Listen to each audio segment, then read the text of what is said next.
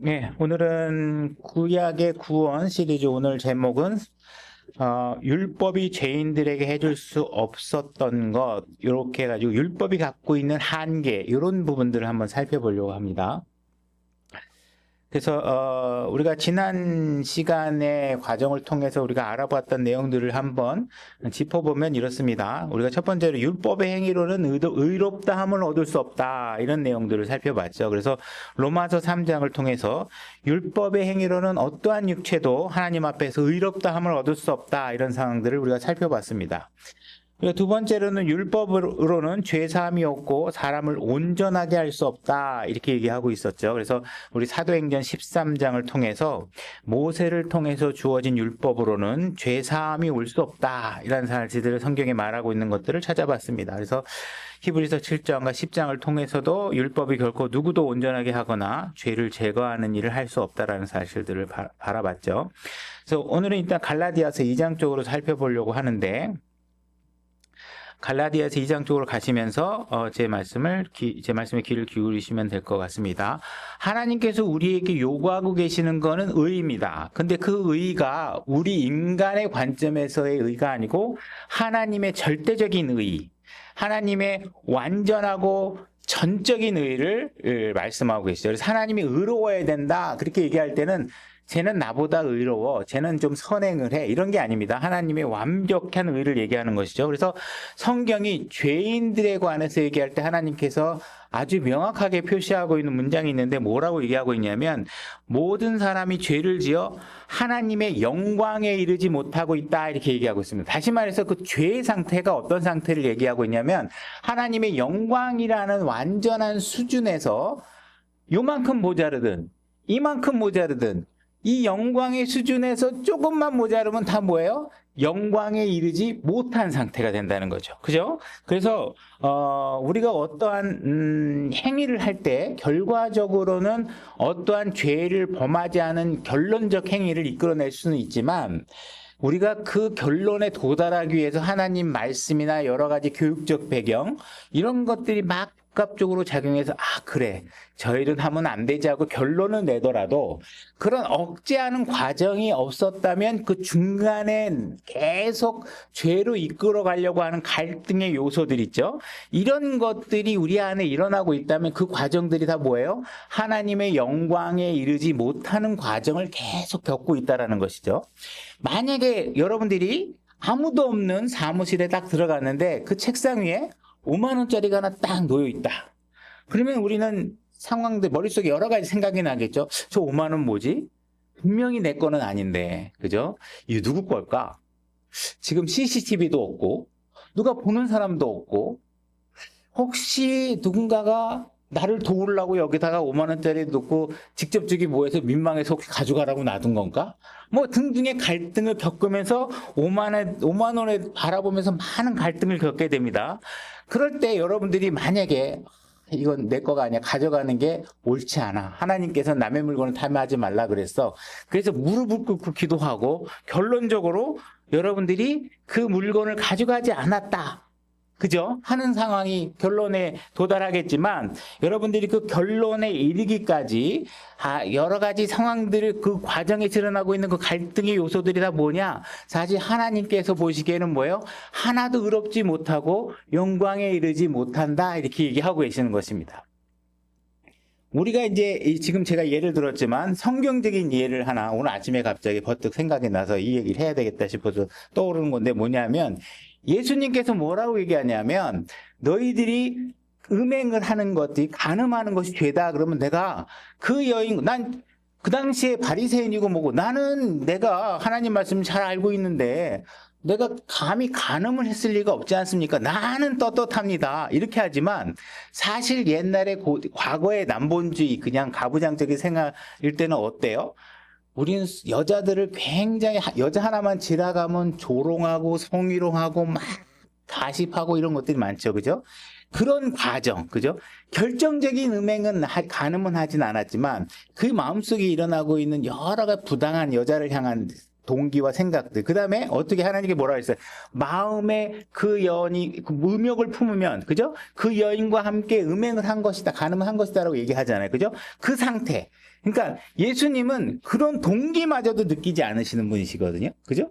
그런 동기가 없으신 분, 죄의 유혹이 없으신 분이야. 근데 우리는 영광에 미치지 못하기 때문에 그런 모든 과정들이 내 안에서 갈등으로 나타나는데 그것이 하나님이 뭐라고 얘기하고 있냐면 하나님의 영광에 이르지 못한다 이렇게 얘기하고 있습니다. 우리가 하나 말씀은 그냥 본질과 같은 건 중요한 건 아니지만 한번 찾아볼게요. 에베소서 4장 28절. 에베소서 4장 28절. 제가 읽겠습니다.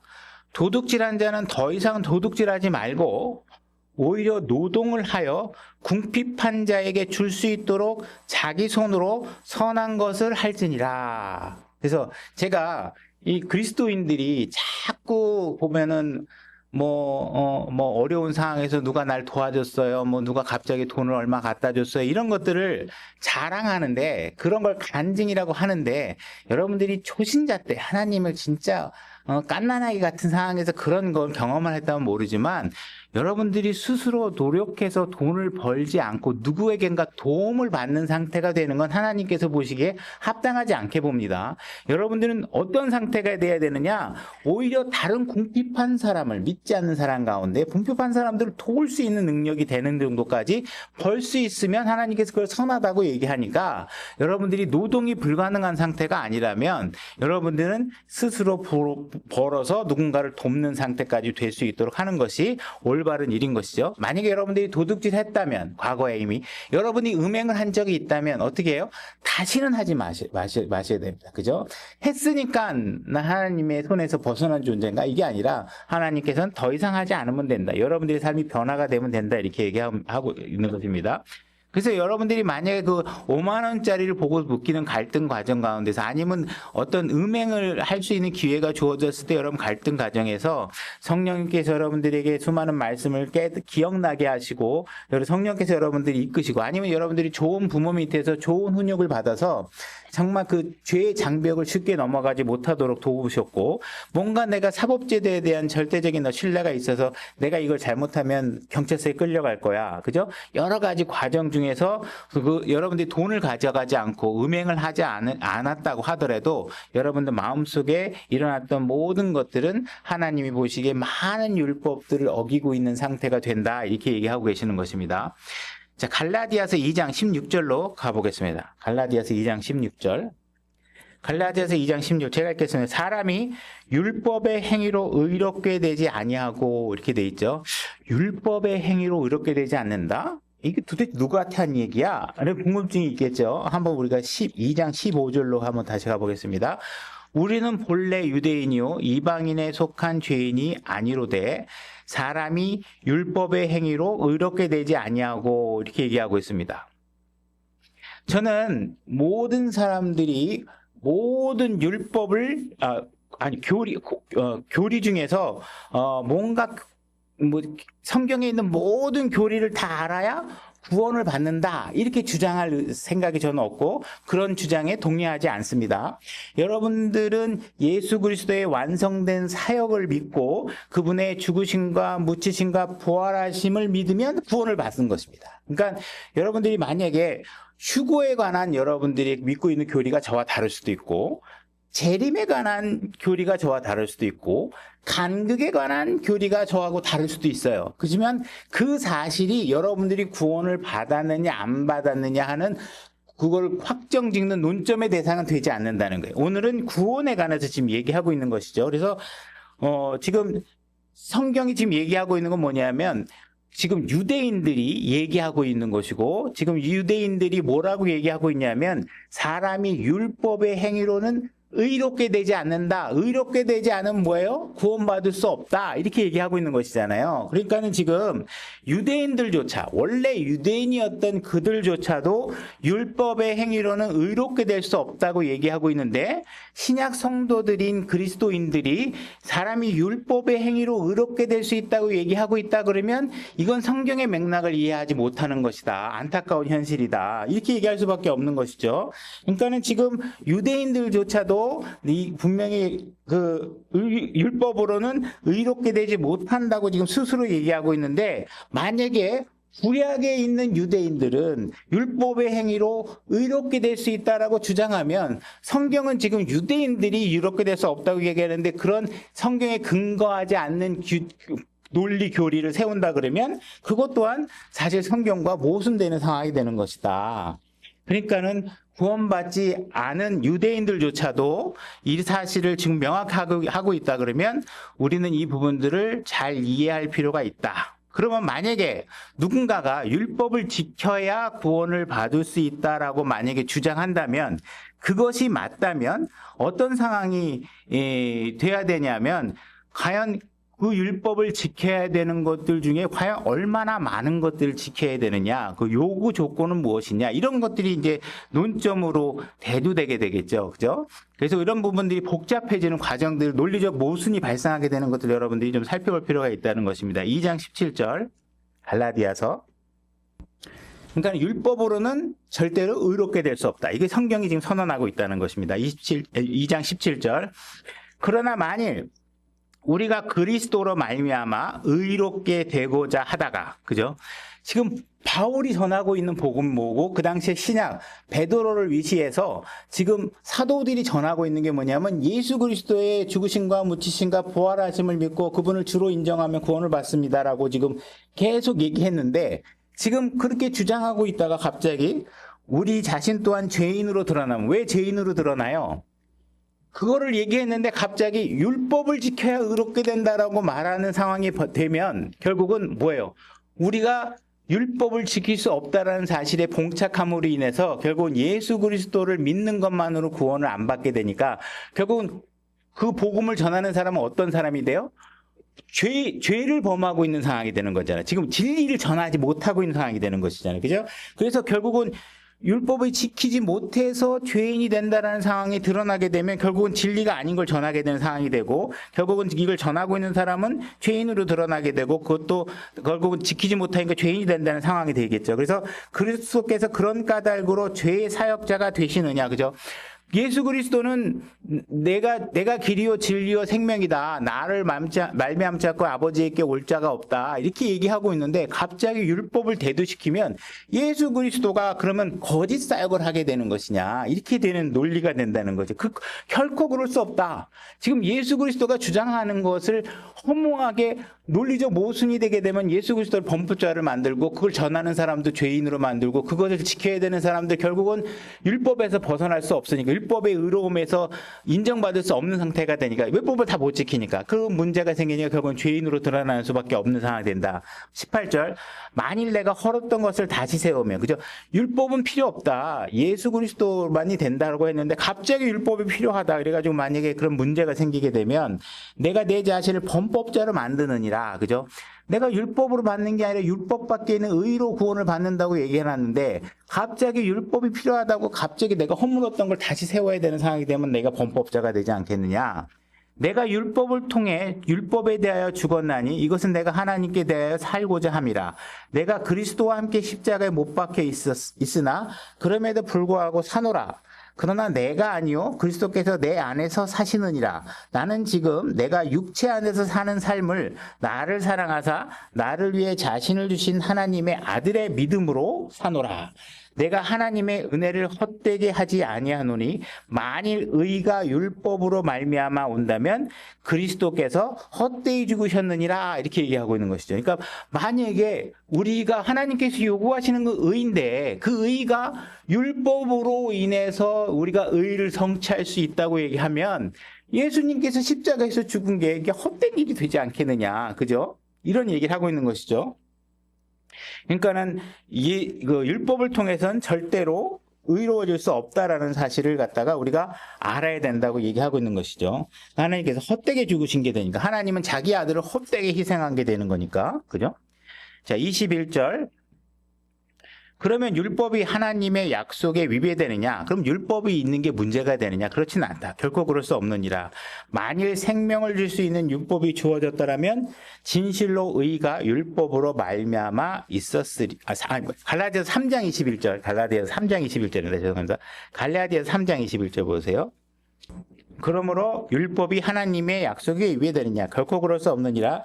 만일 생명을 줄 수 있는 율법이 주어졌다면 진실로 의가 율법으로 말미암아 있었으리라. 이렇게 얘기하고 있죠. 만약에 많은 사람들이 2장 21절에서 말씀이 이거 예수 그리스도의 초림 이후에나 적용되는 거 아니야? 율법으로 의롭게 되지 않다라는 건 신약에 적용되는 얘기지 구약의 얘기는 아니야. 우리는 구약에 대해서는 어떻게 주로 가졌어요?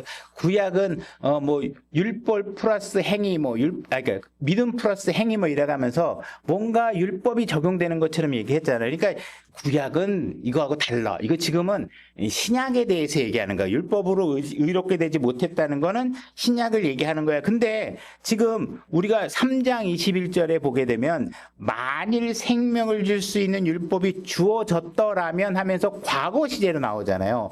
과거에 그랬더라면, 그죠? 과거에 그랬더라면 의가 율법으로 말미암아 있었으리라. 그러니까 과거에 없었다 이 얘기를 하고 있는 거잖아요. 그러니까 이 2장에서 그 말이 내가 이거는 초림 이후의 사건에 적용되는 게 아닐까 하고 의문이 간다면 그것이 아니라고 확정짓는 게 바로 3장 21절 말씀이 만일 과거에 생명을 줄 수 있는 율법이 과거에 주어졌었더라면, 그죠? 그렇다면 예수님이 다시 올 필요 없고 그걸로 의가 해결되지 않았겠어? 이 얘기를 하는 것이죠. 그러니까 그런 일은 일어나지 않았다는 것이죠. 그죠? 그러니까는 율법으로는 어떠한 생명도 의롭게 될 수 없다라고 지금 얘기하고 있는 것이죠. 그러면 만약에 우리가 율법으로 만약에 율법을 지킨다 그러면 어떤 주장을 해야 되냐면 얼마나 지켜야 되느냐? 그럼 얼마나 정확하게 지켜야 되느냐? 그죠? 하나님께서 그 한 점 한 해까지도 다 우리가 다 지켜야 되느냐. 이런 부분들이 생기게 되냐. 근데 성경은 지금 뭐라고 얘기하고 있어요? 사실 율법 어느 구석에 어디도 그 율법을 지킴으로 인해서 생명을 줄 수 있는 율법은 단 하나도 없다. 한 구절도 없다. 이렇게 얘기를 하고 있는 거예요. 그래서 지금 진실로 의는 율법으로 말미암았으리라. 그러나 그렇지 않다. 이 얘기를 하고 있는 것입니다. 만약에 우리가 뭔가 율법을 지켜서 의롭게 될 수 있다라고 주장하는 사람들의 그 의의 기준은 어떻기 때문에 그런 얘기가 하느냐. 만약에 600개의 율법을 어긴 사람이 있고 어떤 사람은 500개의 율법을 어긴 사람이 있으면 500개만 어긴 사람이 600개까지 얻은 사람을 향해서 너는 의롭지 못해. 아니 뭐 이런 식으로 서로가 그냥 자기의 상대적인 어떤 의로움을 가지고 얘기할 때만 그게 가능한 거지. 하나님께서 갖고 있는 기준에 비하면 모든 사람의 영광에 이르지 못하는 죄인의 상태를 기준으로 보면 이건 있을 수 없는 일이라는 거죠. 그죠? 그러니까는 어떠한 율법도 안 된, 율법 어느 구석, 어느 것을 가져가도 절대로 율법을 통해서 우리가 의롭게 될 수 없다. 그 다음에 다섯 번째로 지금 오늘 이제 추가로 하게 되는 얘기는 뭐냐 하면 율법에 관한 율법을 가지고 우리가 지키려고 하는 문제가 생기면 절대로 우리 마음에 평안을 가져올 수 없다. 이 문제를 갖고 우리가 살펴볼 필요가 있는데 히브리서 9장 6절로 가보겠습니다. 히브리서 9장 6절. 만약에 율법을 지켜야 된다. 그러면 율법에는 어떤 것들이 있어요? 희생물을 드리는 거, 제사를 지내는 거. 이런 것들이 다 율법에 포함된 내용이고 이러한 희생 제물을 드리는 율법을 지키기 위해서 제사장들이 임명돼 있고 그 제사장은 뭐예요? 성막에 들어가야 되고 지성소에 들어가는 이런 일들이 벌어지죠. 아주 복잡하고 까다로운 일들이 벌어져요. 지성소에는 누가 들어갈 수 있냐면 대제사장만 들어가요. 1년에 한 번씩. 그러니까 이 율법을 지켜야 된다는 게 얼마나 어렵고 까다롭고 이게 심리적으로 불편하고 불안하고 그죠? 들어가다가 잘못되면 제사장은 죽기도 하잖아요. 그죠? 이게 얼마나 어려운 일인가 한번 생각해 보라는 거예요. 히브리서 9장 6절. 이제 주께서 이것들을 이와 같이 제정하심에 제사장들이 항상 첫째 성막으로 들어가 하나님을 섬기는 일을 수행하거니와 둘째 성막에는 대제사장이 홀로 해마다 한 번 들어가되 자기와 백성의 잘못으로 인해 자기가 드리는 피 없이는 들어가지 아니했으니 백성들의 죄를 씻어내는 피의 희생물이 없이는 지성소에 들어가지도 못했다는 것이죠. 그러니까 어려운 상황들이 벌어지고 있는 거예요. 8절.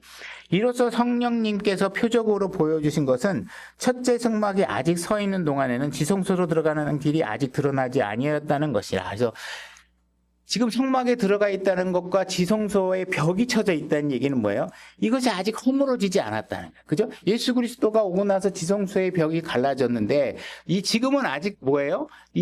길이 드러나 있지 않았기 때문에 지성소로 들어가는 길이 막혀 있는 상태다.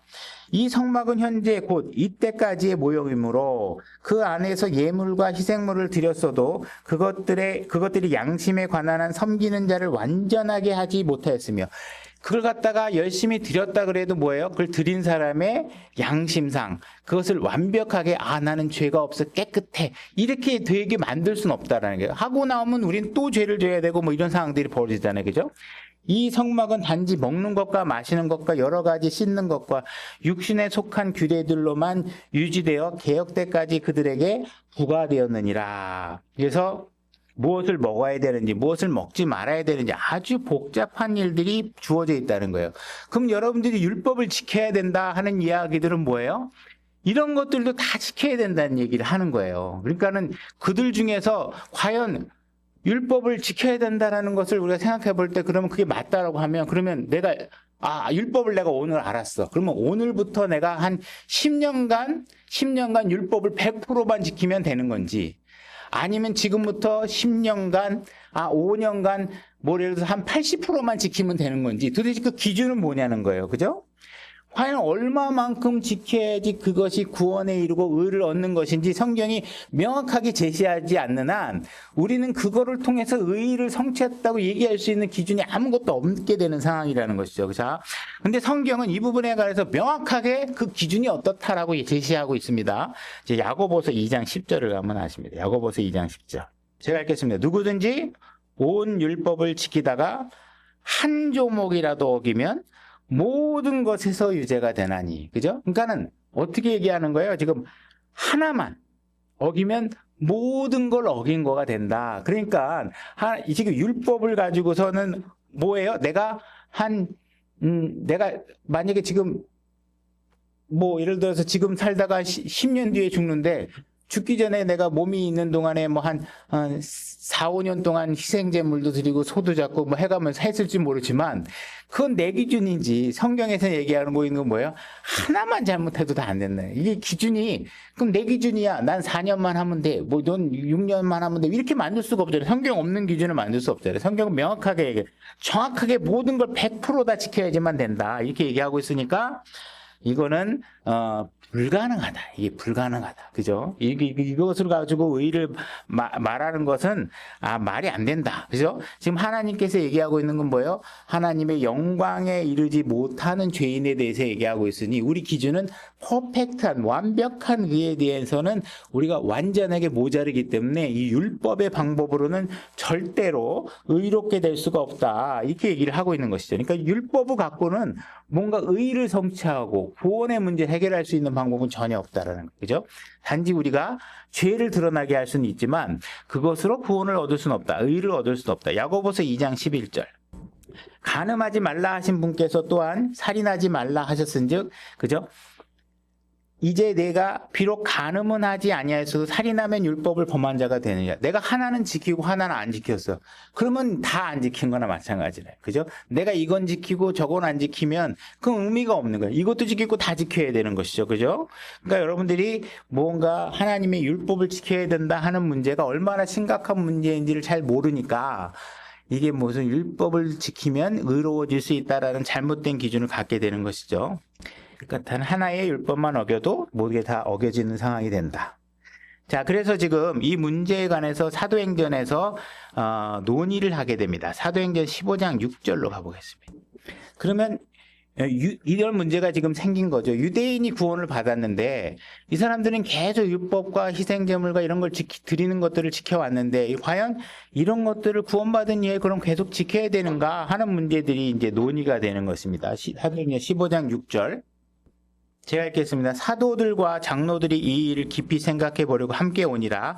많은 논쟁이 있은 뒤에 베드로가 일어나 그들에게 이르되 사람들아 형제들아 너희가 알거니와 이방인들이 내 입을 통해 복음의 말씀을 듣고 믿게 하려고 하나님께서 매우 오래전에 우리 가운데서 나를 택하시고 또 마음을 아시는 하나님께서 우리에게 성령님을 주신 것 같이 그들에게도 주사 그들에게 증언하시며 믿음으로 사람들의 마음을 정결하게 하사 우리와 그들 사이에 아무 차별도 두지 아니하셨느냐. 그러니까 이방인이나 유대인이나 아무 차별이 없다는 것이죠. 똑같은 방법으로 구원이 일어나는데, 그런데 이제 너희가 어찌하여 하나님을 시험하여 우리 조상들이나 우리나 능히 매지 못하던 명예를 제자들의 목에 두려 하느냐.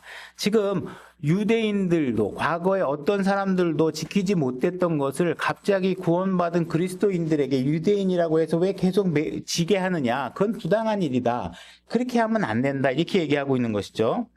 만약에 이게 지금 누가 얘기하고 있는 거? 베드로가 이렇게 얘기하고 있다 그러잖아요. 여러분들 만약에 율법을 정말 잘 지킬 수 있는 사람이 있다면 어떤 사람이냐 하면 예수 그리스도의 제자들이었을 거예요. 그죠? 사도들. 그 사람들은 어떤 사람이에요? 아침에 눈을 뜨면 내 앞에 예수 그리스도가 계세요. 그죠? 밥을 먹을 때도 하나님이신 예수 그리스도가 내 밥상 앞에 앉아 계세요. 그죠?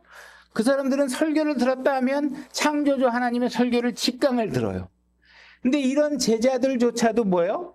율법을 지키지 못했다면 어떻게 이런 것들을 구원받은 그리스도인 유대인들에게 그걸 지키라고 멍에를 잡고 이방인들에게도 그렇고 유대인들에게도 매게 할 수 있느냐. 그건 있어서는 안 된다. 그건 말이 안 되는 것이라고 얘기하고 있는 것이죠.